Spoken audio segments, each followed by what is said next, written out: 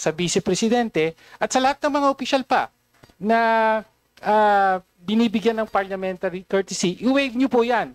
At sagutin nyo ang mga tanong. Sa kaso ng Vice Presidente, sagutin niya ang tanong, sino si Mary Grace Piatos? Ano ang nangyari sa confidential funds? At sa mga bagong tanong ngayon, no, anong ginagawa sa budget ng OVP gayong ang Vice Presidente ay laging nasa abroad?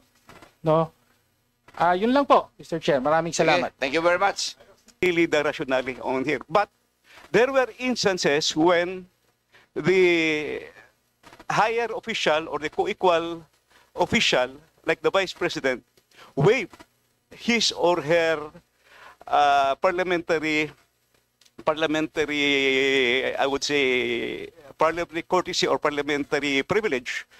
There were occasions in the past when the former vice presidents would say, thank you for giving me this parliamentary courtesy, but I will accept questions and I will answer the questions. Yun yung mga nangyari kaya nagkakaroon ng mga questions noong araw. This is just to share my experience, especially for the neophytes, new congressmen who is just about to grasp what parliamentary courtesy is all about.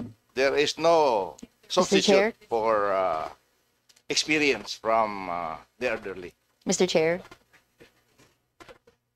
Mr. Chair, a short manifestation as well. Yes, please kung go maaari. ahead. Okay. Maraming salamat, Mr. Chair. Galing naman to sa Gen Z ng Kongreso. And siguro with all due respect as well to my colleagues no, in the House of Representatives.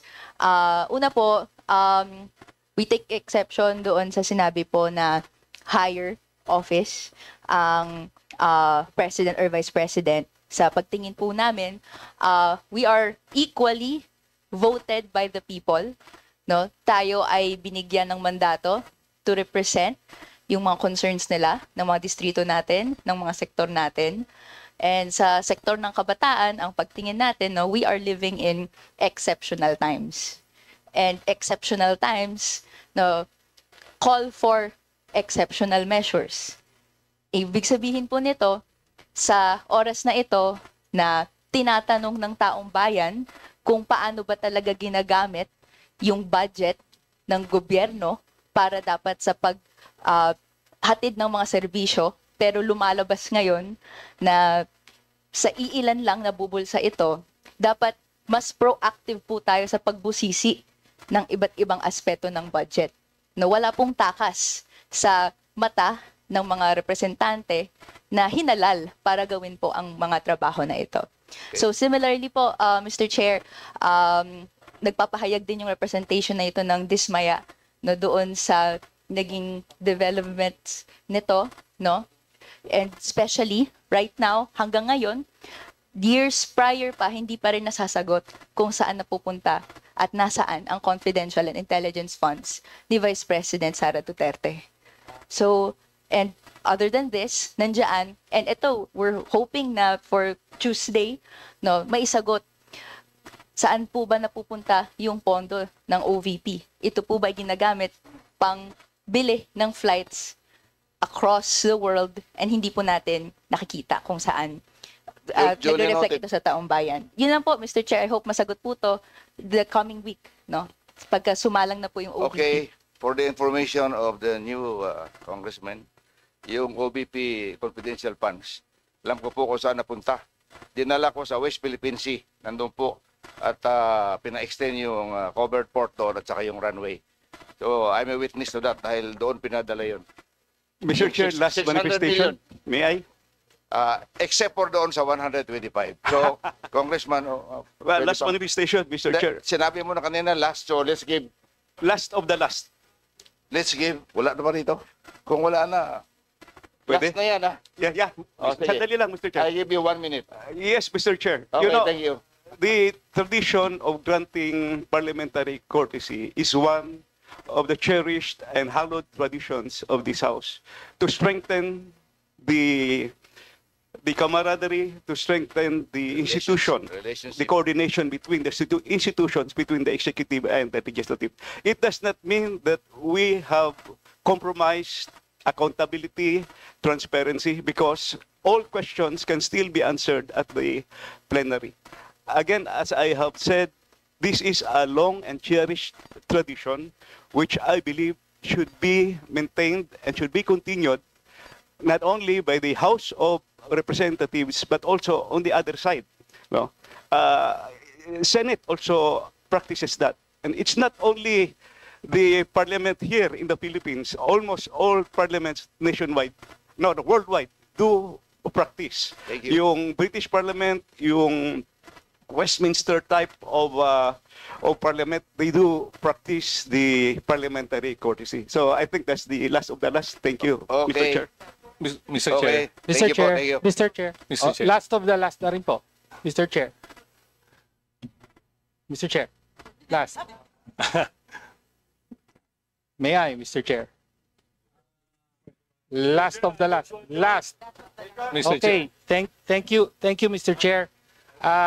Well, again, yung parliamentary courtesy po, sabi nga natin, yes, it's a tradition, pero lalo na sa ating lipunan, dapat ibasura na ang tradisyon na yan. No? Bakit po? No? Dahil una, pinapakita ng ating kasaysayan at mga nakikita natin ngayon na hindi uubra ang so-called presumption of regularity. No, kaya kailangan po ang norm dapat ay palaging magpapaliwanag at handang magpaliwanag ang mga opisyal, ang sino mang opisyal ng gobyerno na pinagkakatiwalaan ng pondo ng taong bayan, no?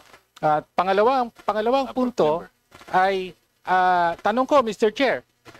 Sabi kanina ng chair, pupunta raw dito mismo ang vice presidente. Okay, maganda yon. Pero ang problema naman, kung pagdating dito, parliamentary courtesy na naman po tayo, wala rin namang You tanungan can still ask questions na in the plenary. magaganap. Okay, Mr. Chair. we can still ask questions in the plenary. Pero ang Mr. ididiin Chair, po nga motion to natin, adjourn.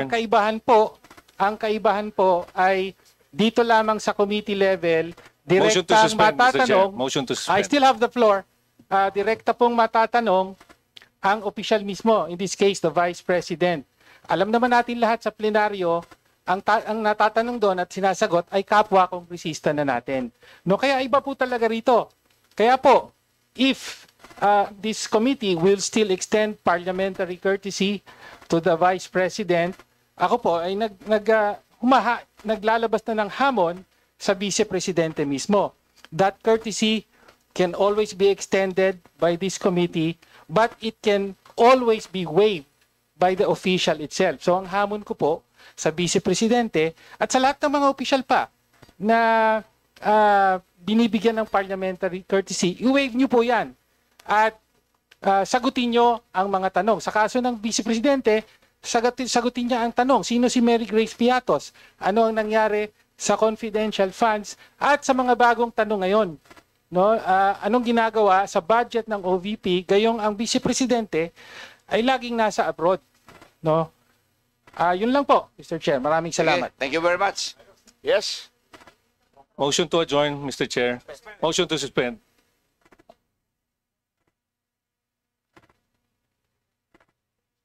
Mr. Chair, session suspend for 1 minute.